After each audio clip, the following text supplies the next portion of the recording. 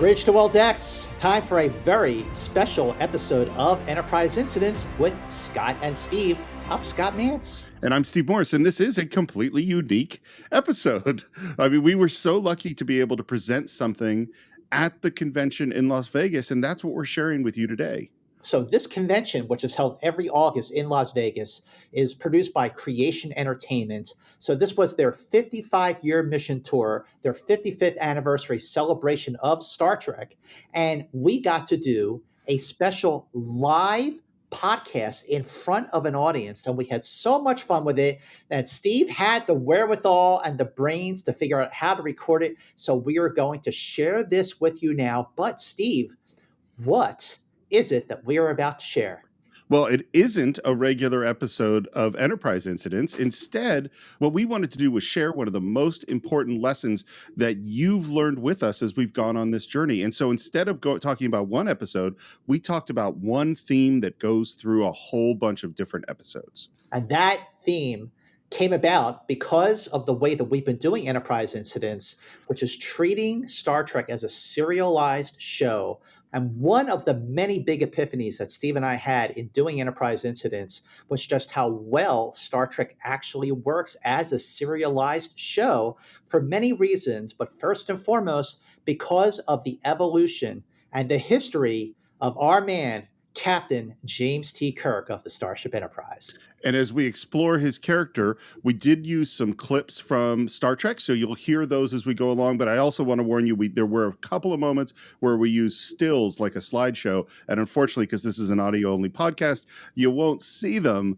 But I think you're going to get the idea of what we're talking about. You are going to get the idea. And one of the things that I loved about this, Steve, was the energy of being in front of an actual audience, doing an episode of Enterprise Incidents with you. That was so much fun. And we want to thank everyone at Creation Entertainment for allowing us to do this presentation, for allowing us to record it, to share it with all of you, all of our loyal listeners of Enterprise Incidents, which I now dub Enterprisers. If you are a fan of Enterprise Incidents, you are an Enterpriser. So hashtag that when you post about Enterprise Incidents on Facebook, on Instagram, and on Twitter. And so, without further ado, I take you back to mid-August at the Rio Hotel in Las Vegas, where Scott and I, for the first time, stepped in front of a live audience to present a live episode of Enterprise Incidents with Scott and Steve.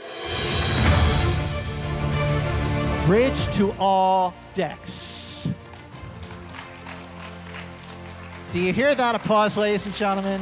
Do you hear that applause? That is because this is a very, very, very special episode of Enterprise Incidents with Scott and Steve. I am Scott Mantz. And I'm Steve Morris, and my level is very hot.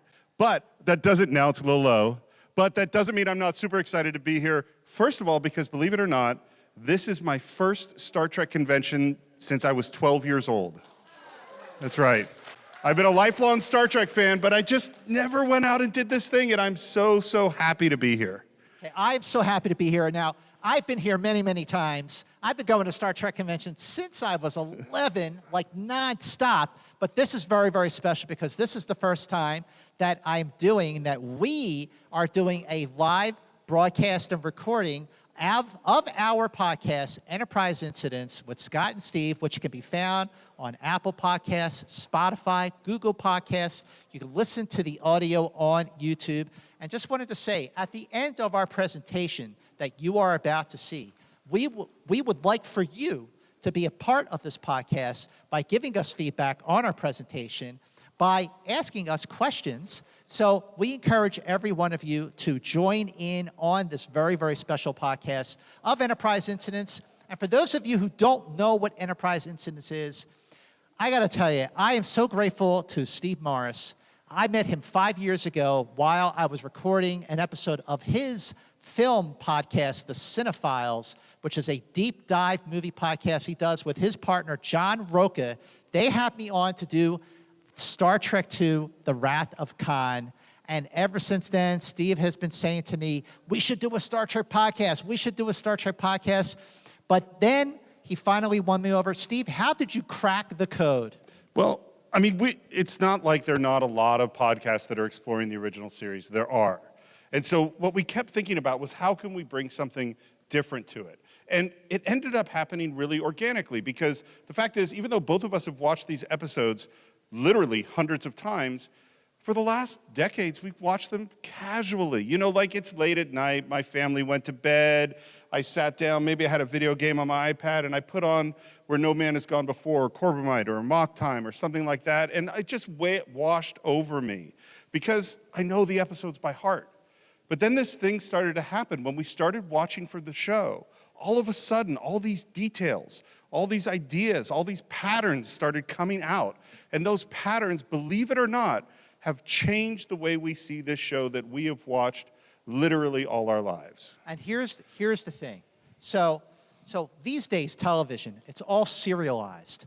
Like a season of a series is one story, one complete arc. And if you don't watch episode 1 or 2, forget about starting with episode 8 because you will be completely lost. Now, as you know, the original Star Trek series was not like that. The original series was episodic. And that means they were standalone episodes so that you could show the episodes in production order or you could show them in air date order like they did, and it really wouldn't matter. And the good thing about everyone in this room is that you all know the difference between air date order and production order. Now, while the original series was episodic, standalone, the way we are covering our deep dive of the original series, first of all, of course, we are going episode by episode in production order because that is the way to go. That is also how you see the evolution of the series. But here is what makes Enterprise Incident special. We are looking at the original Star Trek as a serialized show. We are looking at it as a complete body of work where the actions of an earlier episode will affect the actions of a later episode. Just as an example, in The Enemy Within, when we see Kirk split into two because of the transporter malfunction, how did James T. Kirk feel when he saw a duplicate version of himself in What Are Little Girls Made Of?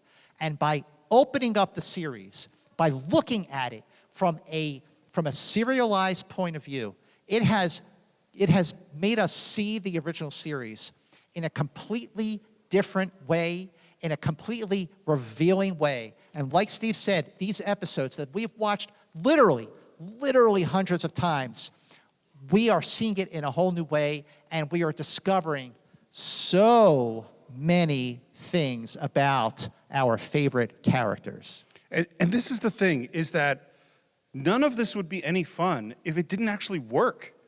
Is the weird thing is that details that probably some screenwriter put in just to have a detail. I'm a screenwriter, and sometimes you just need to decide that, oh, that's someone's backstory. Those details are fitting together in an almost magical way.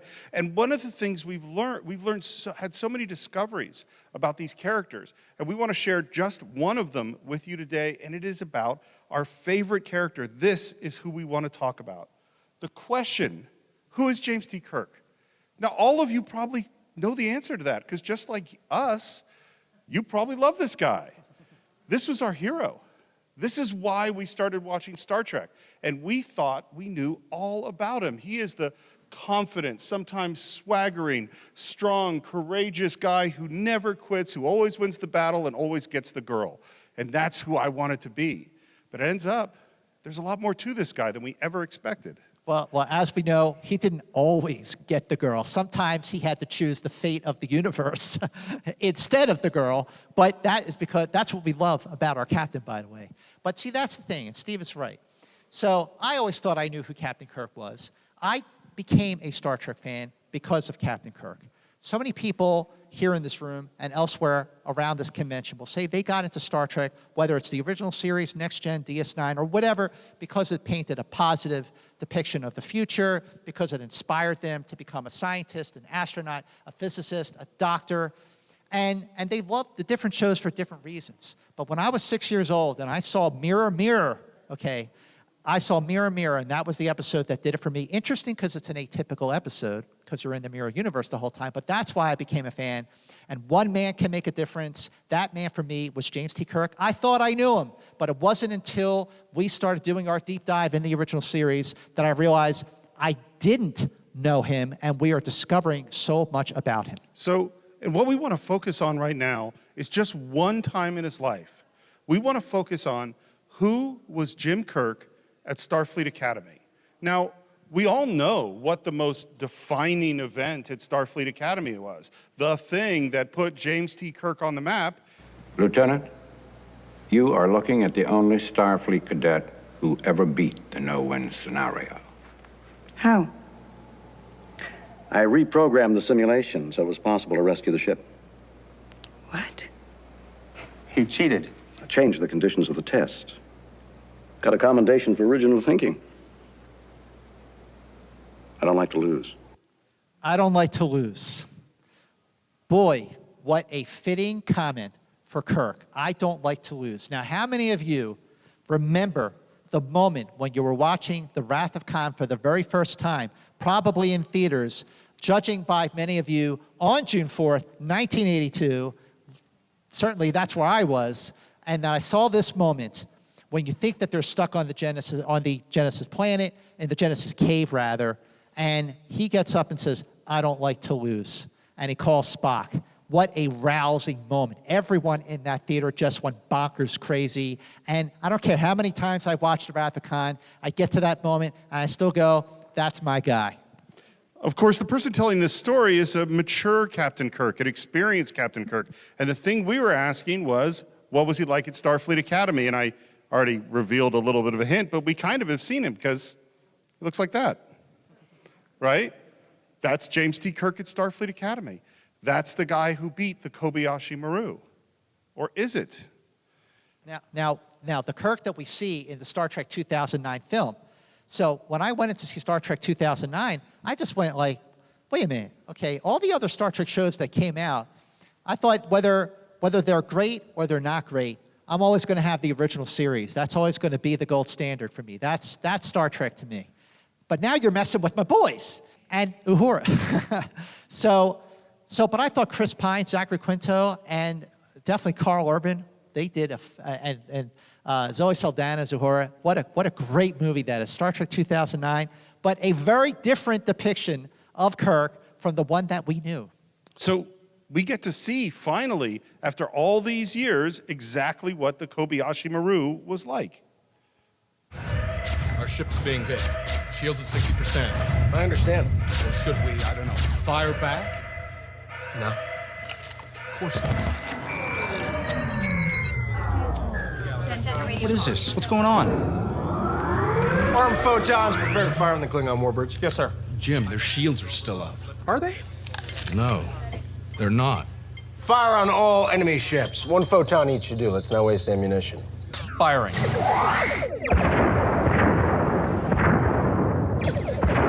All ships destroyed, Captain. Begin rescue of the stranded crew. So, we've managed to eliminate all enemy ships. No one on board was injured, and the successful rescue of the Kobayashi Maru crew is underway. The apple. That apple. What a great touch, right? What a great touch. I mean, when in Wrath of Khan, Kirk gets up, calls Spock in the communicator. Kirk to Spock, it's 2 hours. Are you ready? Right on schedule, Admiral. Takes a bite of that apple. I don't like to lose. And here, what a great touch. J.J. Abrams and the screenwriters, Alex Kurtzman and Roberto Orsi, they did such a fantastic job in sort of like tying it into, like we've heard about the Kobayashi Maru, and now we're seeing a version of the Kobayashi Maru. But is it the version? And did this version of the Kobayashi Maru match the sort of aftermath of how it impacted Captain Kirk, played by Shatner, in the Prime timeline? And I remember when I went to see this movie, and I saw this, and I'm like, there he is. There's Jim Kirk. There's the swagger and the confidence and the sense of humor. It's all right there. And then, working on the show with Scott, started to realize that that wasn't who James T. Kirk was at all in Starfleet Academy. And you know how I know that? I know that because his best friend told us that in the very first episode. I'm getting a chance to read some of that long hair stuff you like. Hey, man, I remember you back at the academy. A stack of books with legs. The first thing I ever heard from an upperclassman was, watch out for Lieutenant Kirk. In his class, you either think or sink. In his class, you either think or sink. A stack of books with legs.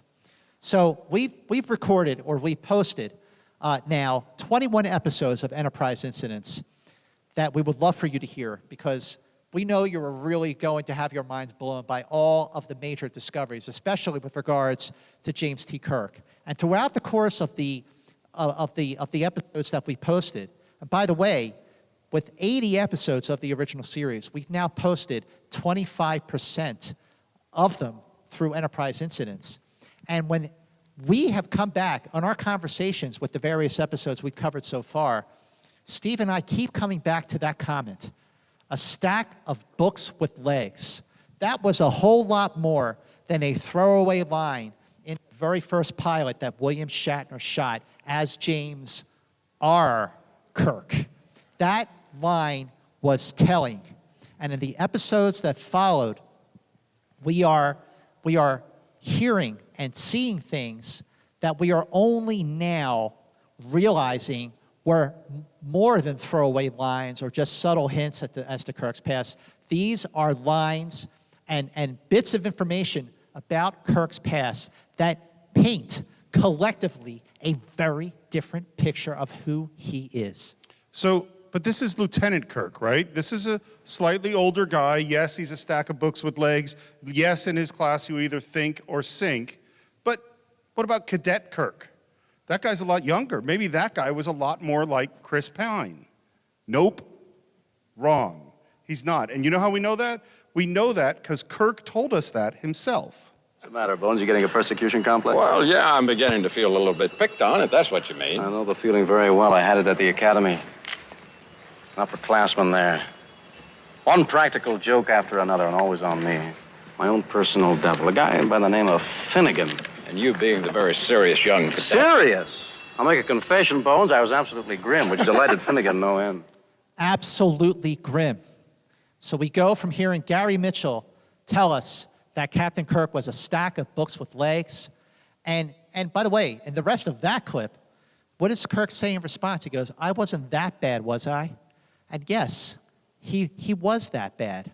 So now, here in Shore Leave, which is a doozy of an episode that we covered on Enterprise Incidents, that's also going to blow your mind. But in this moment, we find out not only was he just buried in books and always studying and kind of a party pooper, just, always just reading and studying, but James T. Kirk was bullied. That's right. He had a bully. And not only did he have a bully, but according to what we learn in Shore Leave, he never stood up to the bully. Now, could you imagine the Kelvin timeline, Kirk not standing up to a bully? In fact, we see him stand up all the time, maybe far too much. But the Prime timeline, Kirk doesn't. He doesn't stand up to the bully. So here's what I want you to, this is what we're kind of doing on the podcast. I want you to speculate with us just for a moment. Let's assume for the moment that Kelvin timeline Kirk and Prime timeline Shatner Kirk are genetically exactly the same person. Well, that means we're into a nature versus nurture issue, right? It means that something within their experiences led them to become very different people. Well, both of them, what we've learned, were formed by tragedy. For Kelvin timeline Kirk, it was the tragedy of his father dying heroically almost at the moment that he was born. So he grew up without a dad, and that led him to be aggressive. He had a chip on his shoulder. He was overconfident and sometimes self-destructive. But Shatner's Kirk didn't have that experience. He had a different experience. But he too is the child of trauma. Kodos is dead. Is he? Is anyone sure? A body burned beyond recognition? The authorities closed the book on that case years ago. Then let's reopen it. Jim, 4,000 people were butchered. Kodos is dead. I'm satisfied with that. Well, I'm not. I remember him. That voice. The bloody thing he did. Children watching their parents die. Whole families destroyed. Over 4,000 people. They died quickly, without pain. But they they died. And you think Jem suspects he's Kodos? He'd better. There were 9 eyewitnesses who survived the massacre, who had actually seen Kodos with their own eyes. Jim Kirk was one of them. Jim Kirk was one of them. Okay, so let's do the math here. So in the second season episode, The Deadly Years, when Kirk is aging and he's being court-martialed they're trying to take his command away so Stalker can, go to a starbase and go through the neutral zone, really be a horse's ass. So Kirk says, I'm 34 years old. 34 years old. So the star date for The Deadly Years started with a 3. So that meant that that was when the Enterprise was in its 3rd year of its 5-year mission. The first number of the star date indicates the year that they are out in space. So throughout the 3 years of the original series, they got through 5 years of its mission. So that meant that when the star date for The Conscience of the King started with a 2, that meant that Kirk was 33 years old in this episode, and that meant the massacre of 4,000 colonists on Tarsus 4 happened when Kirk was 13 years old. 13 years old, James Kirk witnessed the massacre of 4,000 colonists to save 4,000 other colonists. And as Spock points out in this episode, The Conscience of the King, which I have to say is a brilliant episode. It is an episode that has absolutely gotten better with age. It is my second favorite personal episode of Star Trek of them all. And you'll have to listen to the episode on Enterprise Incidents to find out why. But we have established that the trauma that he witnessed, that he experienced as a 13-year-old, had massive repercussions on the rest of his life and career, and even in this episode, because in this moment that we see, when Kirk is talking to Dr. Tom Latham, and he says, Kodos is dead. I'm satisfied with that. Move on. But that's not all, is it? No, he denies it at first, and then from that point forward in the episode, he behaves in a way that he almost never does throughout the series. He cuts out Spock and McCoy. He's indecisive. He's emotional. And the reason is because he was dealing with deep trauma from his childhood. So now does it surprise you that the Kirk who showed up at Starfleet Academy was so serious he described himself as absolutely grim? What we've started to think about was the experience with Kodos the Executioner is the driving force that made him decide that he wanted to be in a position where he could stop something like that from ever happening again. And that is what caused him to be a stack of books with legs. That is why he was absolutely grim. And we have evidence of how much he studied, of how much Kirk actually knew. And in fact, some of that evidence is revealed in the very first time we see him, in the very first episode of Star Trek that he appears in. I'll have you checkmated your next move. Have I ever mentioned you play a very irritating game of chess, Mr. Spock? Irritating? Ah, yes. One of your Earth emotions. Certain you don't know what irritation is? Okay, let me tell you how I always thought about this scene. This is the way I always thought about it. Spock plays logic. Kirk plays human instinct and gut. And he uses his human instinct and gut to beat Spock. But we studied this scene. We watched every reaction shot. I don't think that's what's going on. I think Kirk has set Spock up. I think he is doing what he does throughout the series, which is he plays weaker than he is. He manipulates people. He gets them to play into his game. So how's that possible? In order to manipulate Spock, he has to know what Spock is going to play. That means he has to understand Spock's logical game. And there's only one way he could have done that. He had to study. One of those books, when he was a stack of books with legs, was a book on chess. And he mastered it. It's not just instinct, it's study. That's how Kirk got where he was. Kirk studied a lot. And when we see the scene, by the way, just to digress here, what we just saw was the very first thing, the very first moment of William Shatner as James R. Kirk in the very first pilot that he filmed, which was, of course, Where No Man Has Gone Before. And I just got to say, boy, did we luck out that Jeffrey Hunter did not want to play Captain Christopher Pike. We lucked out with William Shatner. William Shatner, when you watch Where No Man Has Gone Before, you know, there's a lot about that episode. Star Trek isn't quite there yet. The uniforms are different. Spock's makeup is different. McCoy isn't even there. We have Dr. Piper. But from Act 1, Scene 1 of his very, very first episode, William Shatner had Kirk down.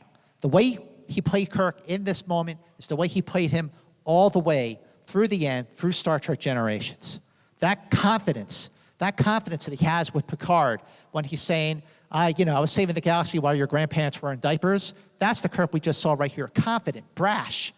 But he is very, very smart. Very smart, where he was always kind of like Steve said, he was drawing Spock in, just like he drew Baylock in the Corbomite maneuver. And just, he was so studied and reading so much that in Space Seed, at the end of Space Seed, when Kirk offers Khan and his people the chance to start a new world, and Khan's response to him is, have you ever read Milton, Captain? Have you ever read Milton? I have. I didn't. I'm guessing a lot of you haven't. But James Kirk did, because he knew exactly what Khan was talking about. He knew exactly out of that massive, massive poem from Milton. He knew exactly what Khan was referring to. Scotty didn't even know and had to ask Captain Kirk, and his response is the statement that Lucifer made when he fell into the pit: it is better to rule, to reign in hell than it is to serve in heaven. How did James Kirk knew that? Because he read a lot. What did Gary Mitchell say? He said, I'm starting to read all that long hair stuff you like. Long hair stuff like Milton. Kirk was reading Milton. And as soon as we had this discovery, then other things started to fall into place. Things we had never, ever noticed before. Things that show us just what an expert, what an incredible studier Captain Kirk was. I personally programmed the computer for chess months ago.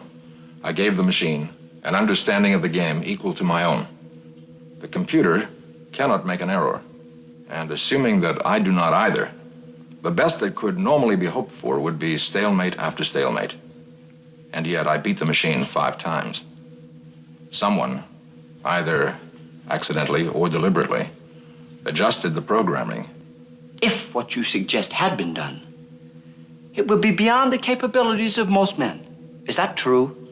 Affirmative. What man aboard ship would it not be beyond? The captain, myself, and the records officer. Now, I love the episode Court Martial, and every time I would see this scene, what's the big reveal in the scene? Well, the big reveal is that Finney is alive and that he programmed the computer to fake his own death. And so I didn't even pay attention to the beginning of that line where Spock puts the one other person as good as computers as he is as Captain Kirk. And remember the beginning of the episode, the prosecuting attorney asks Spock, are you an expert in computers? He says, I know all about them. So does Captain Kirk. So does Captain Kirk. And Captain Kirk knows as much about Spock because they're equals. And because Kirk has that human instinct, in some ways, he is smarter than Spock. And that's why he's able to beat Spock at chess. So here we are establishing that Kirk's knowledge of computers, his knowledge of computers is equal to that of Spock's. And Spock has said, I know all about them, which means that James Kirk also knows all about computers.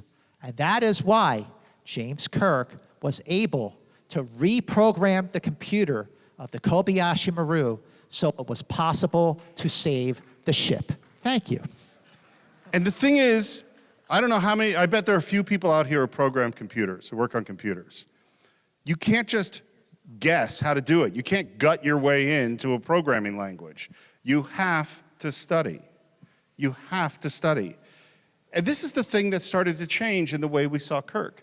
In my brain, it was always this brilliant human mind, And there was this extraordinary Vulcan mind. And yes, there are some things in terms of calculating that Captain Kirk could never keep up with Spock on. That's true. But what we began to think is that, no, these are actually two extraordinary minds. And in fact, there's even times where Kirk is ahead of Mr. Spock. What would happen if another universe, say a minus universe, came into contact with a positive universe?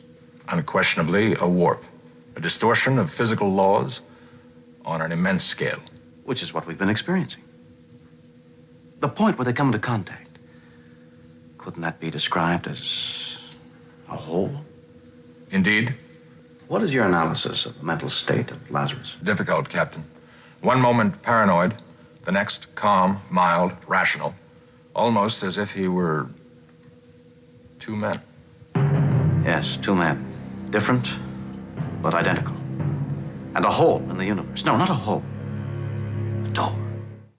A door. That moment, just watching that moment, without knowing everything that came before or after it in that episode. It's a moment like this that makes me go, this is why I love Star Trek. Watching these two brilliant minds figure it all out.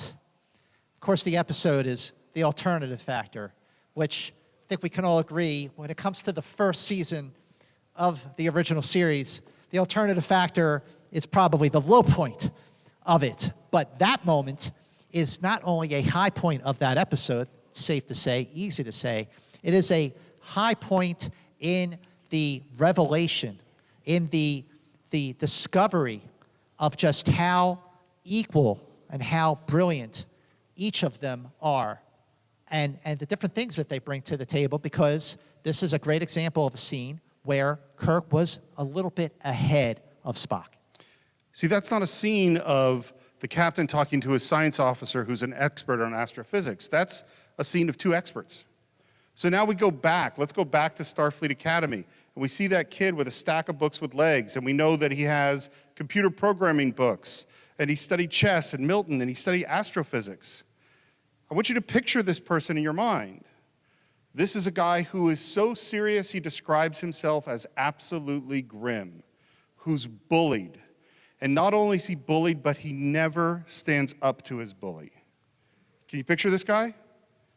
Is he the same as you've always pictured Captain Kirk? Okay, hold that thought, because if we're not making enough of an argument, let's throw another example to the table. Okay, let's look at the fact that after the battle between the Enterprise and the Gorn ship on Cestus 3, Kirk is steadfast in pursuing the Gorn ship and destroying it. He's much more aggressive than it was when he was pursuing the Romulans in Balance of Terror, but they broke a treaty. It was a different story. But here you have Kirk and the Gorn on this asteroid at the hands of the Metrons, who are saying the loser is going to have their ship destroyed. The winner can just go on their merry little way. Kirk is alone on this asteroid with the Gorn. He is no match for the Gorn physically. And his only chance at victory comes at his intelligence. How the heck did he know how to build a cannon out of the native elements to defeat his adversary? And after all of that, just beaten and exhausted, he shows compassion and mercy. Who doesn't love this guy? I'm telling you. But how did he know how to build that cannon? How did he know, Steve? He had another book, and it was on chemistry.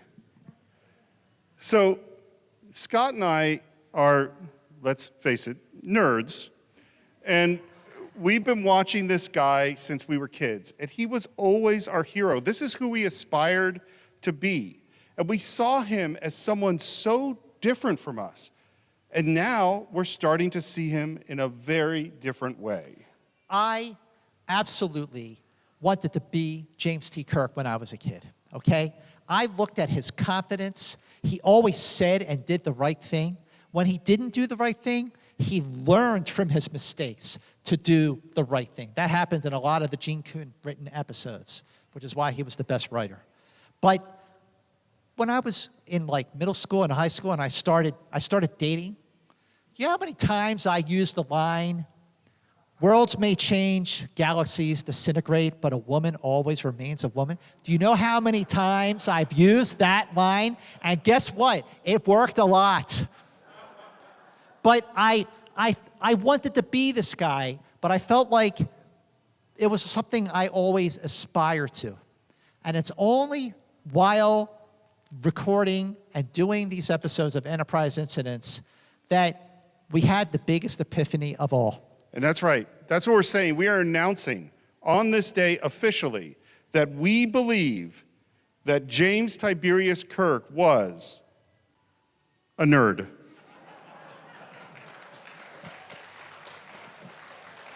He's a nerd. Here, all this time, like I just thought he was, like even, I have to say, 52-year-old middle-aged man, and I still aspire to be this guy. And what we realized while recording, while doing these episodes of Enterprise Incidents, that I was like him all along. I was like him all along. I was a nerd all this time. And, well, what do you know? Captain Kirk was a nerd too. But there was a moment that defined Captain Kirk. And there was a moment that divided Kirk from who he was, from who he became to be. So I've always thought of the Kobayashi Maru as just a fantastic example of Kirk being Kirk. But that's not what I think anymore. Now I think that the Kobayashi Maru is the moment that Kirk became Kirk. It's the moment that he decided to be who he was capable of being. I think that deep down, as he studied, he knew that he had this inside him. He knew that he could be this kind of person, and he decided to let go of all the fear, all the other stuff that was holding him down, and be the person he knew that he could be, to become the Kirk that we love. And that moment, like the ability to reprogram a Starfleet computer so that you can save the ship, I mean, that's got to give you a tremendous amount of confidence. And it's that kind of confidence that Kirk displayed when he pulled off the Corbomite maneuver. That took balls. And by the way, the Corbomite maneuver was only it was the first episode that was shot when Star Trek went to regular series. And already we are seeing the fruits of that confidence that he displayed so early on when he saved the ship in the Kobayashi Maru. And so I always wanted to be Kirk. I always wanted to be this person who had it all in him. He was ready. He was born to lead. It was all part of him. And now I've discovered that he earned it. And what's crazy about it is that's even more heroic to me. That's even more admirable. Not the person who just can do it all naturally, but the person who fought and worked and was absolutely grim in his determination to be what he was capable of being. You know, we've been talking about how there are some very obvious differences in the Prime Kirk and the Kelvin Kirk. And of course, that's because when the Romulan ship showed up in the past and killed James Kirk's father, George Kirk, that sort of sent him off on a completely different destiny, and which is why Chris Pine's Kirk was able to fight off a bunch of guys at a bar at the same time that in the Prime universe, our James Kirk, Shatner, had his head buried in books and was studying and reading everything he could possibly read. And so this is just one of the crazy discoveries we've had while we've been doing this podcast. And if you would like to hear some of the other things we found out about this series we thought we knew so well, you're going to have to subscribe to Enterprise Incidents. Now, this is not just a shameless plug, because really, like... No, we have shame. No shame here at all, because really, I mean, listen, I've seen many of you for many times over these years here in Vegas, and even back in the 90s when I was working for Creation full-time. I'm a lifelong Star Trek fan. The original series, and yes, Captain Kirk has informed my life in so many ways and given me so much joy. And just when I thought I've experienced every bit of joy I could possibly experience from Star Trek. I have gotten so much out of doing Enterprise Incidents. So many discoveries, so many revelations, and so many people who've been listening and have been, writing to us on our Facebook page, which is Enterprise Incidents, or writing reviews on Apple Podcasts, are saying, I love your podcast. Like you are presenting Star Trek with a completely fresh set of eyes. And yes, we're only 20 episodes in. We still have 60 episodes to go to discover more about Kirk. But like Steve said, we're discovering so much about everyone. We're discovering stuff about Sulu. We're definitely discovering a lot about Spock, and we're definitely discovering a lot about McCoy. But we also want to celebrate the 55th anniversary of the show that started it all in the best possible way. So yes, we're putting in all kinds of production information, casting, how the story evolved from outline to final draft teleplay, the contributions not just of Gene Roddenberry, but of Robert H. Justman, of Gene Kuhn, and definitely of Dorothy Fontana. Those are the four. They are the Fab Four of Star Trek. And also, the other thing is this. We started doing this in March. So when we started doing our podcast, we had already been through a whole lot with not only the pandemic, but a whole lot of other things. I don't want to get political, but it's been a rough couple of years. And the current events, in many ways, the way they tie back to the events in the 60s, have made Star Trek just as relevant and as potent and resonate just as deep as it ever did. Just as an example, I'm going to say an episode that, I wouldn't say it was one of my favorites. I like it, but it's not in my top 10. It's not in my top 25. Miri. Have you tried watching Miri now? It's going to mean something very, very different, and I don't just mean bonk, bonk on the head. Okay, Miri resonated very, very deep, and there was so much in the discussion that we had about that episode that blew my mind, and I thought I knew everything there was to know about the original series. So that's what we wanted to tell you, but we'd actually like to bring you into the conversation. We'd like to hear if you have questions, either comments on our friend the nerd up there, or if you have questions about the podcast, or just, talk some Star Trek. Just want to talk some Star Trek. So first of all, the first question is this. How many of you are with us in our presentation that Kirk is a nerd? That's a lot of hands. All right. Make sure you spread that around on social media. Does anybody have any comments that they would like to share? Scott, I'm going to head out there so they can use the mic. Yes, we have a comment right here. It's David, and just a question. Like I said, about Kirk. I mean, as you know, like I said, he's a nerd, but as we've seen in the series, he's also a great fighter. So, or Prime Kirk, like I said, Prime Kirk, they both are really, but Prime Kirk, I guess for the Kelvin Kirk as well. Do you think Kirk was a great fighter? Like before he entered the academy, or did you just learn or did just the Starfleet Academy teach him how to fight really good? Like, how do you suspect he became such a good fighter? Like I said, the academy, or was he already a great fighter even before the academy? That's a great question. Where did he learn how to fight? He did fight pretty good. I'm just going to say that was training in the academy. So I have very strong opinions about this. I've done martial arts for about 25 years. And so I hate it when people are great fighters innately. So I'm going to stick with the nerd stuff. He trained. That's how you learn to be a great fighter. That's a really great question. We have a question right over here. Actually, a comment. Linda is my name. My takeaway on both Prime and Kelvin Kirk is that man was utterly dedicated to saving lives, period. And if that meant putting himself at risk, that's okay. That was one of the biggest takeaways I have had since I first saw Captain Kirk 50 years ago. But that's what impressed me. That's absolutely true. Look, I mean, in Balance of Terror, he says both these outposts and the ship are considered expendable because, the needs of the many outweigh the needs of the few. And what he did, his actions, hold that thought, his actions in the Citizen Kane of Star Trek episode, City on the Edge of Forever, if he could have followed his heart, but he did what was right. He did the right thing for the sake of basically the universe because of the butterfly effect. He sacrificed the love of his life, his soulmate, his kindred spirit. And here's a character, Edith Keeler, who showed up in the middle of the second act.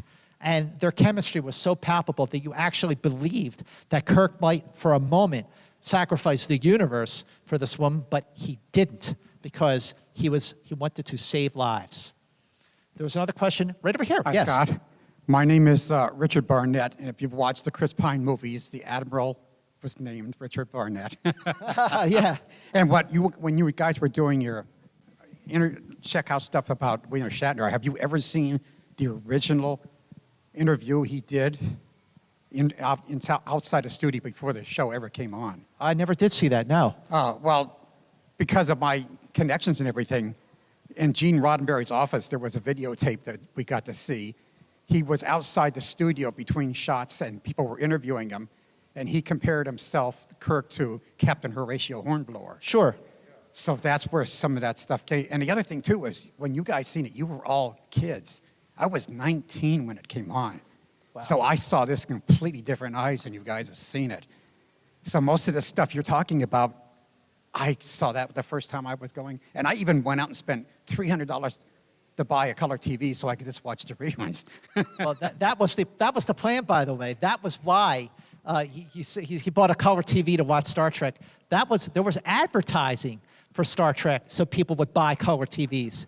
Yeah, that ad, right? I know what ad you're talking about. But that is why I got to say that watching Star Trek in high definition, man, does that show look amazing. Oh, it just looks beautiful. The primary colors, and you got to give it up. One of the unsung heroes, in addition to, well, not that the other four are unsung heroes, but one of the great unsung heroes of the original Star Trek is Jerry Finnerman, the cinematographer. For the first 2.5 years, no other show has ever looked like the original series. Okay, who's got the next question? Right over here. What's your name? So Wendell Robeson, and I'm a little bit older than you are, but I watched Star Trek from the very, very beginning when it first came on.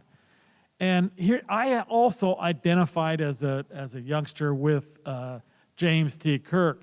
And one of the things I admired about him was and I too actually was a nerd, always straight A's in school and that sort of thing. But I was kind of afraid of I was interested in girls, but a little bit afraid of them. Jim Kirk helped me get over that. Just from the fact that, you know, his comfortableness with women and reaching out to them, I was going to be like him. I also boldly stepped into that area. See, that's what I'm talking about. I mean, Captain Kirk gave me the courage to talk to women. I mean, come on. I mean, and again, that line, trust me on this line. Worlds may change, galaxies disintegrate, but a woman always remains a woman. It works. It does work. Okay, who's got the next question? Yes. Hi, what's your name? Steve, I just want to go back to shore leave and the way you were talking about how Kirk responds in his past as a nerd. I think when he had a chance to go and meet Finnegan again, we see who he turned into, not what he was, because he kicked his butt. Oh, absolutely. And enjoyed it. That episode, Shore Leave, directed by Robert Spar, that fight between Kirk and Finnegan was a 5-minute fight scene. Now, in 1966, when that episode was filmed, television didn't have fight scenes like that. But that scene just kept going and going and going. And then it stops, then they talk, and then Finnegan throws dirt into Kirk's face, and it keeps going, and it keeps going. But the moment in Shore Leave, and this proves our point that we are trying to make, among many points that we're trying to make about Kirk being a nerd, about Kirk being bullied by Finnegan, and that he never stood up to Finnegan, and now was his chance. Granted, it was an amusement park planet, but when Kirk finally does beat the tar out of Finnegan, and he stands there, and he's hunched over, and his shirt, his tunic is ripped, and that look of that smile on his face, like up to that point in Star Trek, that was probably the happiest we have seen James Kirk because he finally got to beat the crap out of Finnegan. Who's got the next question? So, hi, my name's Grady.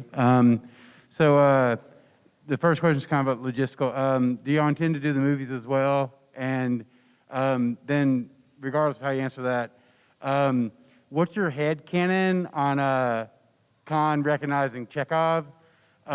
Because I found that's an interesting way of people dealing with that. It's always fun. And then this is a brief aside that just occurred to me, which is it supports your thesis, Khan does, because Khan's bred to be super smart, literally, and a military genius, but Kirk recognizes the flaw in his two-dimensional thinking. And then they use it to brutalize him. Anyway, which is kind of interesting. All right, well, first of all, I mean, with regards to the Chekhov incident, so, I mean, that, Walter Koenig's been asked that question for almost 40 years now. Like, how does Khan recognize Chekhov? Well, just because we didn't see Chekhov in the lower decks doesn't mean he wasn't there.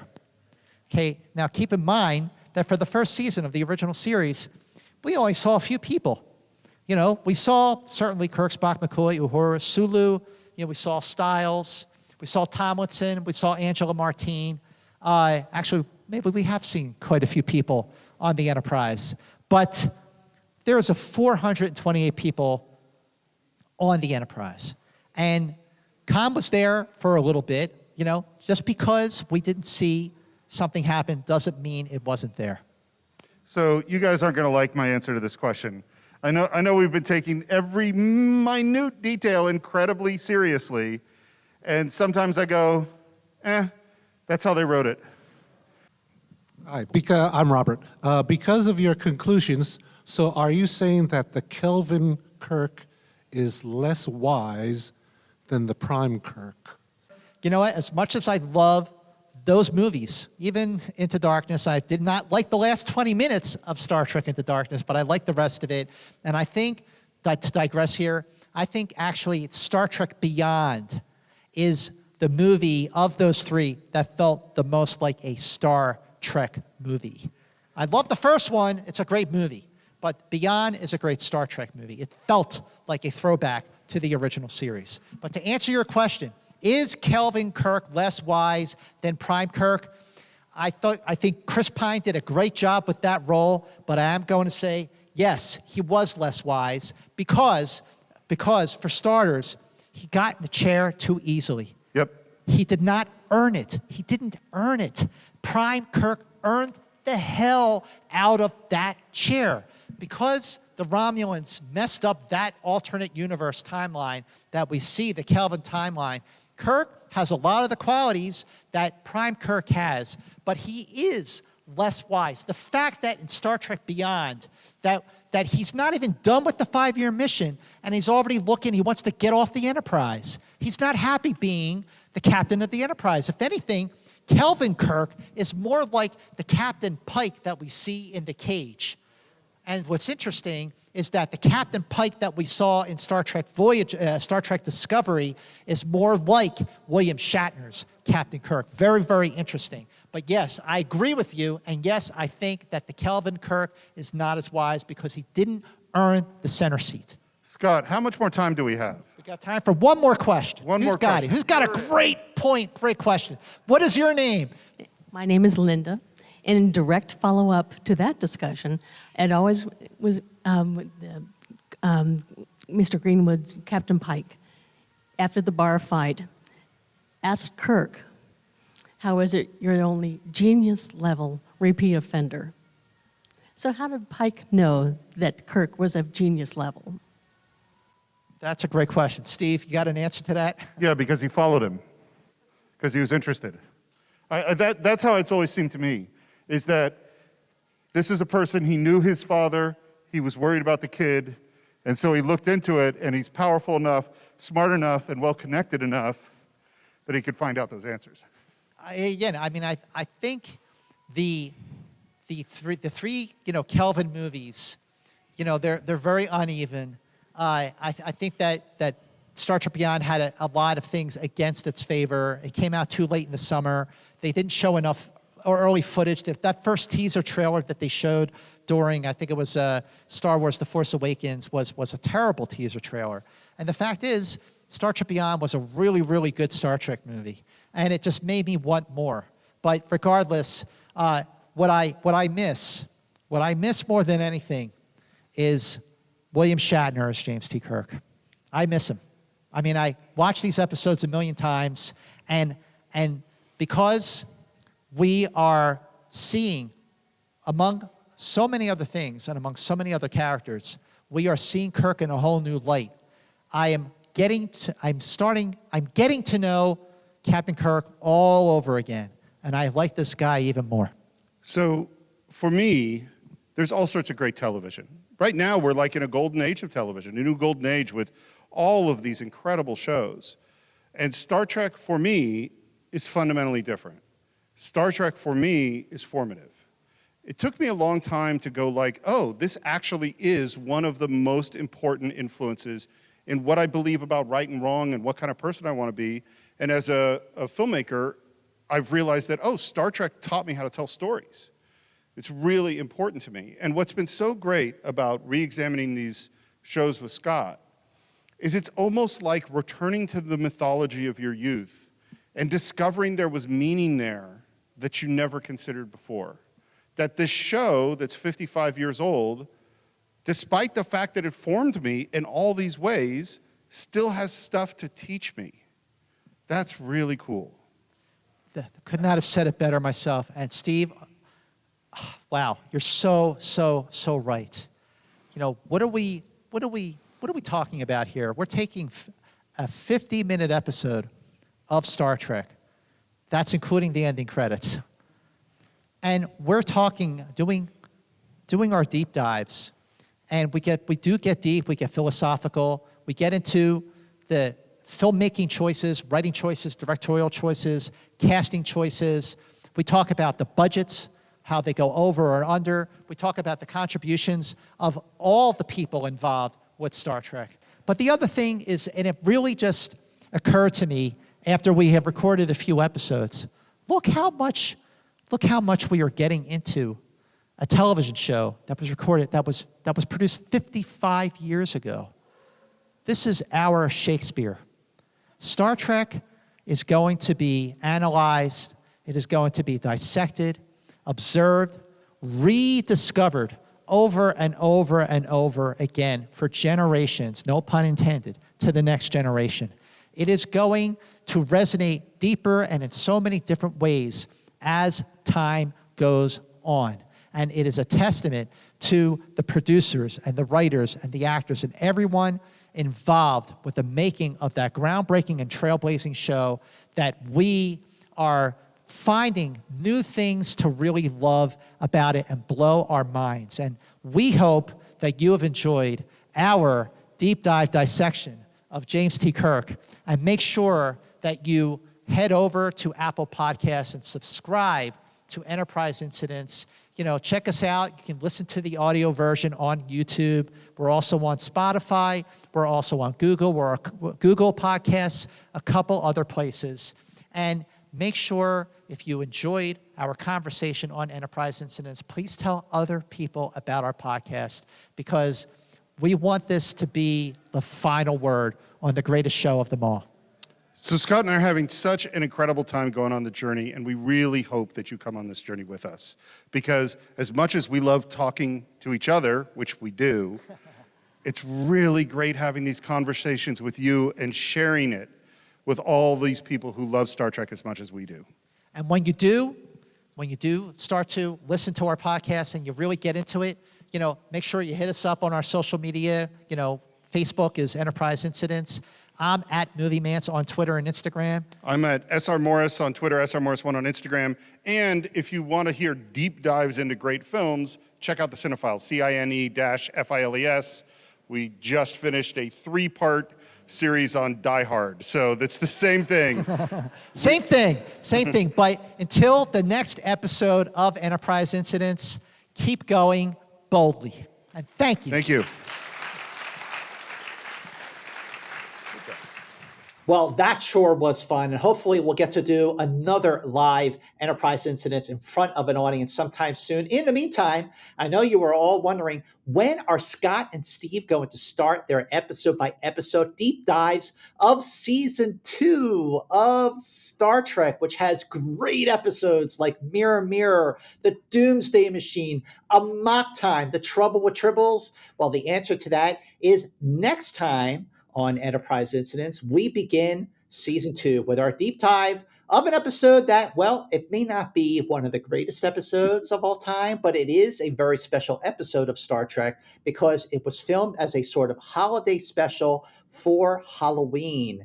And the timing is perfect because we are posting our deep dive of Cat's Ball on Halloween, Sunday, October 31st, 2021. Is it going to be a spooky Star Trek Halloween? Or is it going to be maybe not my favorite Star Trek Halloween? Well, you'll have to tune in to see next week. Okay, and while you're at it, make sure you listen because we have a very big revelation that we figured out. You figured out. That I figured out Yeah. while rewatching Cat's Ball. And this is going to answer a question that people have been asking for about 40 years. So tune in, listen, and share Enterprise Incidents so you can join us for our deep dive, beginning season 2 of Enterprise Incidents with Cat's Ball. And until next time, keep going boldly.